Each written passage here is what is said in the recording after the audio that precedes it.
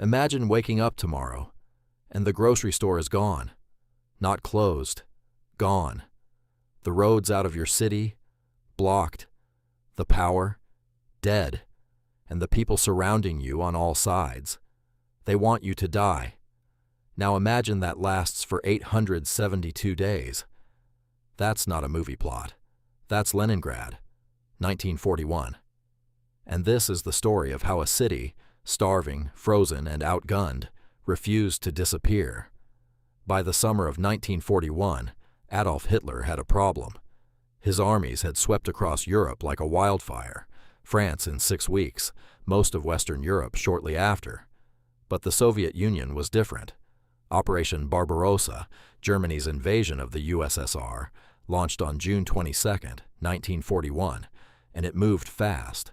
Within months, German forces had pushed deep into Soviet territory. Leningrad, the second largest city in the USSR, birthplace of the Russian Revolution, home to nearly 3 million people, was directly in their path. Now here's the thing Hitler understood that most people don't talk about. He didn't just want to capture Leningrad, he wanted to erase it. In his own words, the city was to be razed to the ground, not occupied, not looted, annihilated. By September 8, 1941, in less than 3 months, German and Finnish forces had fully encircled the city. Every road, every rail line, every supply route, cut. The siege had begun. Here's what people don't understand about sieges. The enemy doesn't have to fire a single bullet to kill you. They just have to wait. Leningrad had food stockpiles, but not nearly enough for 3 million people with no resupply. Within weeks, the city introduced ration cards. By November 1941, the daily bread ration for a civilian had dropped to 125 grams. That's roughly the size of a deck of cards. Per day. That was it. No meat, no vegetables, no oil. Just a thin, crumbling slice of something that barely qualified as bread, mixed with sawdust, cellulose, and whatever filler could be scraped together to add bulk. People ate wallpaper paste. It was made with potato starch. They boiled leather belts and shoe soles. They made soup from wood glue. Pets disappeared from the streets within months. Doctors began documenting a new epidemic, dystrophy, a euphemism for something far more brutal, starvation. In the winter of 1941 to 1942, roughly 100,000 people died every single month. Bodies lay in the streets because survivors were too weak to bury them. Children dragged corpses on sleds to mass graves.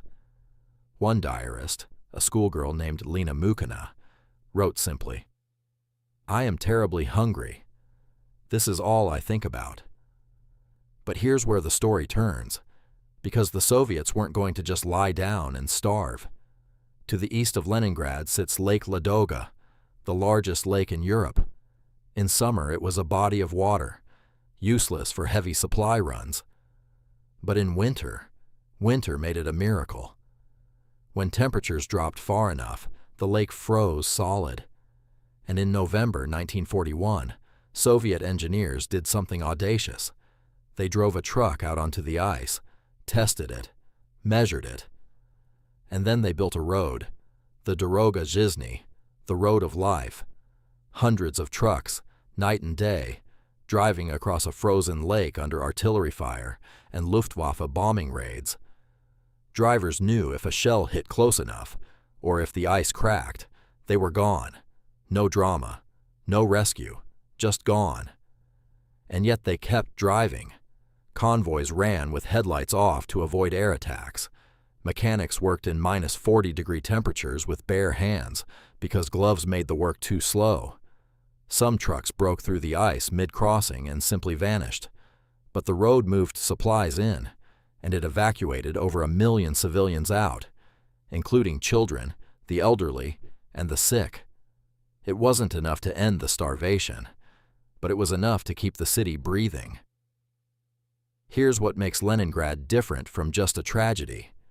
The people didn't just survive, they fought back. Inside the siege, factories kept running. Workers too weak to stand sat on the floor and assembled artillery shells. Scientists at the Vavilov Institute, a seed bank holding specimens from around the world, starved to death rather than eat the seeds they were protecting for future generations. Let that sink in. They had food, seeds, grains, potatoes, all within reach, and they chose to die preserving them for the world. Then there was Dmitri Shostakovich. He was already one of the Soviet Union's greatest composers when the siege began. Trapped in Leningrad, he composed his 7th symphony, the Leningrad Symphony. In August 1942, the Leningrad Radio Orchestra performed it live inside the city. Many of the musicians were so malnourished they had to be brought in on stretchers. The symphony was broadcast over loudspeakers aimed at the German lines. Let the enemy hear it. Let them know the city still had music. Let them know it still had a soul. For 872 days, Leningrad held. Soviet forces attempted to break through the German lines repeatedly. They failed, and failed again. But in January 1943, after 16 months, a narrow land corridor was finally opened through the German lines. It wasn't a full relief, but supplies could now flow overland. Then, on January 27, 1944, 872 days after the siege began, the blockade was fully lifted. German forces were driven back, the ring was broken, and the city erupted. People wept in the streets. They embraced strangers. After nearly 3 years of slow death, they could breathe. But at what cost? The numbers are still staggering. Estimates suggest between 800,000 and 1.5 million civilians died during the siege. Most of them, not from bombs or bullets, from starvation. It remains one of the deadliest sieges in the history of warfare, possibly the deadliest. There's a cemetery on the outskirts of St. Petersburg, what Leningrad is called today, the Piskarevsky Memorial Cemetery. 500,000 people are buried there, most of them civilians, most of them in mass graves. At the entrance, there's an inscription. "We cannot list your noble names here. There are so many of you under the eternal protection of Leningrad." When you look back at the Siege of Leningrad, it's easy to search for the military strategy, the turning points, the geopolitical stakes. But the real story is this: 3 million ordinary people, teachers, engineers, mothers, children, were handed a death sentence by one of the most powerful war machines in history. And they said no. They ate wallpaper paste and kept the factories running. They drove trucks across a frozen lake in the dark. They played symphonies for the enemy to hear. The Siege of Leningrad isn't just history. It's a lesson in what human beings are capable of when they refuse to give up. If this video moved you, share it, because this story deserves to be remembered. And if you want more deep dives into the moments that shape the modern world, subscribe. We go there every week.